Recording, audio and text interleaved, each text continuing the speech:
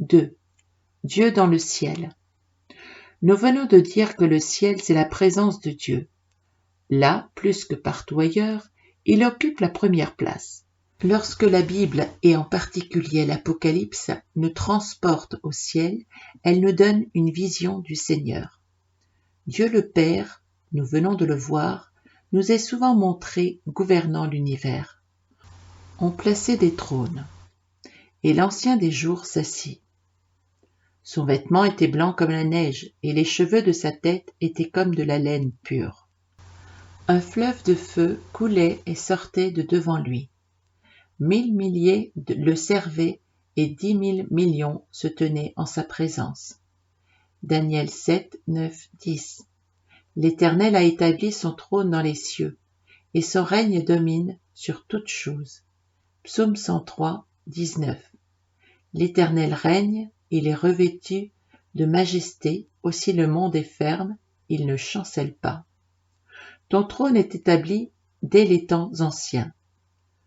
Psaume 93, 1, 2. Autour de ce trône, qui soutient et gouverne toutes choses, la Bible nous fait entrevoir toute une cour d'anges et de rachetés qui adorent, louent et servent le Seigneur. Voyez par exemple Apocalypse 4, 4, 11, 5, 8, 14, 7, 9, 12, 14, 1, 3, 15, 2, 4, 19, 1, 7, 22, 3, 5. Paul résume en ces termes quelques-uns des attributs du Maître de l'univers. Le bienheureux et seul souverain, le roi des rois et le seigneur des seigneurs, qui seul possède l'immortalité, qui habite une lumière inaccessible, que nul homme n'a vue ni ne peut voir, à qui appartiennent l'honneur et la puissance éternelle. Amen. 1 Timothée 6, 15, 16. C'est ce grand Dieu inaccessible qui veut bien nous admettre pour toujours en sa présence et nous faire participer à son règne. Jésus-Christ partage entièrement avec son Père la première place du ciel. Daniel ajoute encore : « Voici, sur les nuées des cieux arriva quelqu'un de semblable à un fils de l'homme. Il s'avança vers l'Ancien des jours. On lui donna la domination, la gloire et le règne, et tous les peuples le servirent. Sa domination est une domination éternelle. » 7, 13, 14. Le prophète Ézéchiel nous paraît avoir déjà une vision du Fils de Dieu incarné, puis glorifié, lorsqu'il écrit « Au-dessus du ciel, sur cette forme de trône apparaissait comme une figure d'homme placée dessus en haut. Je vis encore comme de l'airain poli, comme du feu, au-dedans duquel était cet homme, et qui rayonnait tout autour. Tel l'aspect de l'arc qui est dans la nuque, c'était une image de la gloire de l'Éternel. À cette vue, je tombai sur ma face. » Ézéchiel 1, 26, 28. Nous ne sommes pas surpris que le Fils unique partage le gouvernement de l'univers, puisque, d'après tant de passages, il a participé à sa création. Jean 1, 3, Colossiens 1, 16, Hébreux 1, 2, 10, etc. L'Apocalypse, la révélation de Jésus-Christ, nous parle beaucoup de son rôle dans le ciel. Elle aussi nous le montre constamment sur le trône. J'ai vaincu et me suis assis avec mon Père sur son trône.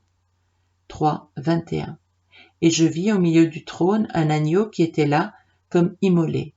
Il avait 7 cornes et 7 yeux qui sont les 7 esprits de Dieu envoyés par toute la terre. C'est-à-dire qu'il a toute la puissance, l'omniscience et la plénitude de la divinité. Jusque dans la gloire du ciel éternel, Jésus est exalté et adoré à cause de la mort qu'il a soufferte. L'agneau qui a été immolé est digne de recevoir la puissance, la richesse, la sagesse, la force, l'honneur, la gloire et la louange. À celui qui est assis sur le trône, Dieu le Père, et à l'agneau soit la louange, l'honneur, la gloire et la force au siècle des siècles. Et les vieillards se prosternèrent et adorèrent Apocalypse 5, 6, 14. Non seulement le Christ est exalté dans le ciel à cause de son sacrifice expiatoire, mais il y a conservé les traits de son humanité glorifiée. En parlant de son corps ressuscité, nous avons vu que Jean, au chapitre 1 de l'Apocalypse, le représente toujours comme un fils d'homme. Sa tête, ses cheveux, ses yeux, ses pieds, sa voix, sa main, sa bouche, son visage nous sont dépeints.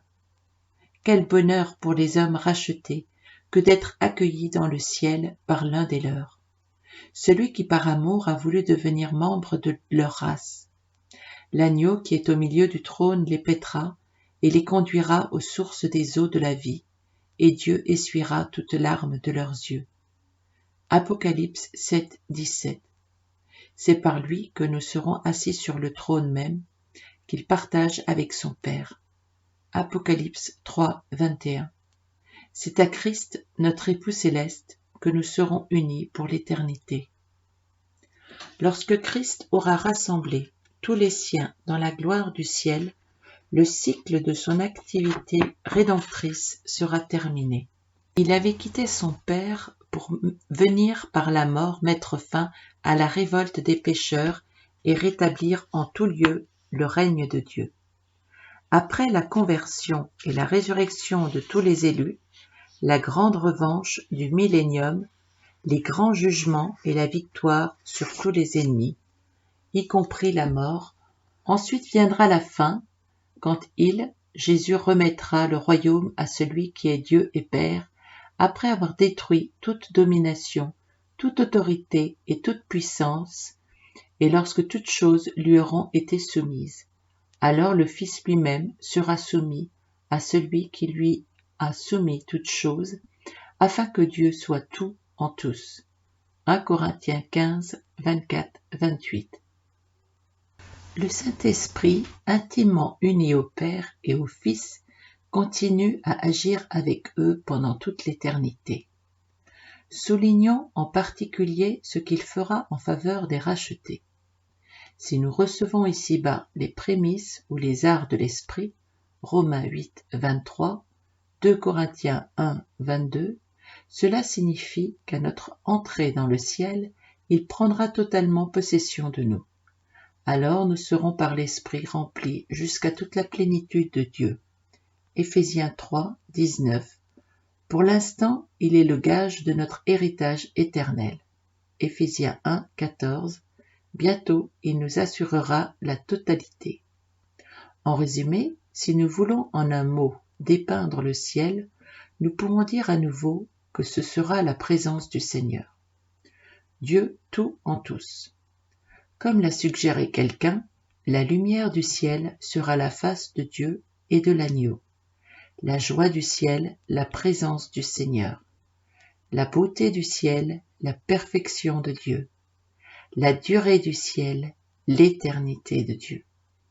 La chaleur du ciel, l'amour du Seigneur. L'harmonie du ciel, la louange du Seigneur. La mélodie du ciel, le nom de Jésus. Le thème du ciel, l'œuvre de Jésus. L'activité du ciel, le service de Jésus. La plénitude du ciel, le Dieu insondable en personne. Après Captain R. Wallis Heaven, Home of the Redeemed, page 60.